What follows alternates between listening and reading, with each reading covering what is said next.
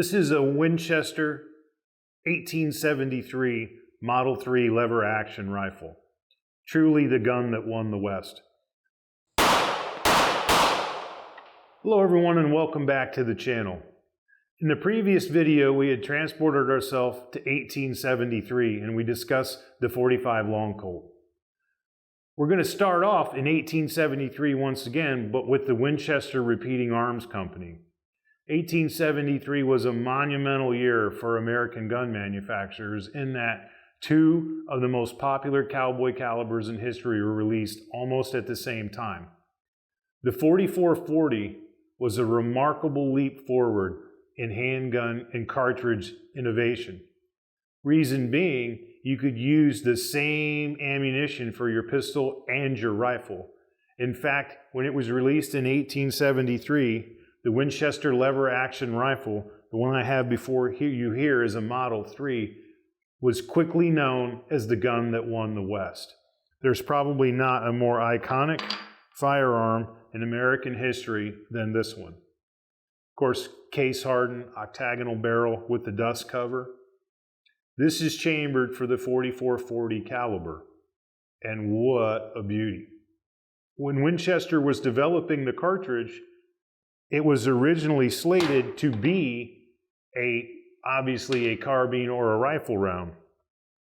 Quickly thereafter, though, manufacturers started to make revolvers that would shoot that caliber as well. In fact, Colt made one called the Frontier 6-shooter.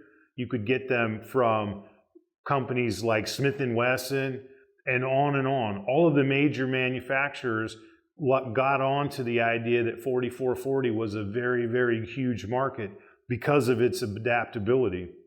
Some technical data about the cartridge is interesting as well, which is, this is the one I'm pointing to here, .44-40, of course 44 caliber.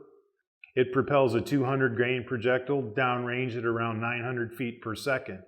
And the foot-pounds in energy would range somewhere between 450 and 550. That's awfully good. And of course, with a longer barrel, things got even better. Perhaps except for maybe the .30-30 caliber, people claim that this is the round that's produced more deer kills in North America than any other, except like I said, for .30-30. One of the things I find to be the most interesting about the cartridge is, this is a round from Fiocchi, and it's a Cowboy Action recipe or load.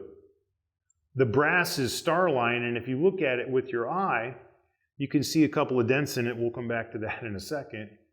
But it appears to be a straight wall cartridge. However, its original design was not that way. It actually does have a shoulder, and once you fire it, I'm not sure, we'll get a close-up with this with Matt. Once you fire it, it sort of becomes a chamber-formed or fire-formed shoulder, which is actually quite pronounced. So the cartridge is actually not straight-walled as most people understand it. So if you look at your brass, you can see that it's got a shoulder formed when firing. One of the reasons why that is so is because the downside to the round is that the case diameter, as far as the wall thickness goes, is very, very small. These are very easily damaged during manufacture as compared to, say, a much thicker walled .45 Long Colt. So along that line, you have to be very careful when you're doing your own reloading with overpressurizing this round, because it calls for actually a fairly low pressure. Believe it or not, in modern recipes, somewhere between 5 to 7 grains of powder, depending on the type of powder you're using, actually maxes out the case as far as its ability to withstand high pressure. It operates very low as compared to most modern pistol rounds, but it's still a very effective round for lethality as we talk. It's a very good hunter, and in the right sort of recipe would actually be more than adequate for self-defense if you're into that sort of thing with revolvers. The revolver here, chambered in .44-40, is from Cimarron, a replica of a Single Action Army 1873 revolver. Color case hardened, quite beautiful and fairly authentic as far as the setup with the sights and the rear notch and the overall operation of the gun. This is a Winchester 1873 Model 3 lever action rifle. Truly the gun that won the West. One of the things that's interesting about this rifle is it was never actually adopted by the military, nor was the caliber. The gun that won the West was actually in the hands of settlers, lawmen, hunter, and pretty much everybody else that was trying to eke out a living on the frontier. The military opted to use 45-70 for their rifles and 45 long Colt for their pistols. So oddly enough, the gun that won the West wasn't in the hands of the military when they were winning. This is an amazing piece of functional art, and I really like to thank John Larbus, the owner of Buffalo Trading, for allowing us to use it. Quite a piece of equipment. And chambered, of course, in the 4440. I haven't really read a whole lot of specs on how much the length, added barrel length, improves the sort of performance of the cartridge, but maybe we'll be able to do a little testing with this when we go out on the range and shoot it into some ballistic gel, because this is totally functional. This particular rifle was manufactured in 1889 and is in amazing condition, well beyond what I would classify as a survivor rifle that you see so commonly. So this one's been well kept. Winchester manufactured the 1873 from 1873 until 1923, just 50 years. But hundreds and hundreds and thousands of them were made. And if you get on Winchester's website and you know the serial number, if you come across one, you can actually plug it in and quite quickly figure out when your rifle was manufactured. This one here is kind of interesting in that, as most people that are collectors and sort of fans of this kind of thing know, the octagonal barrel makes it much more sort of collectible and valuable to potential buyers and dealers. Interestingly enough, in 1873, this gun would have cost $50.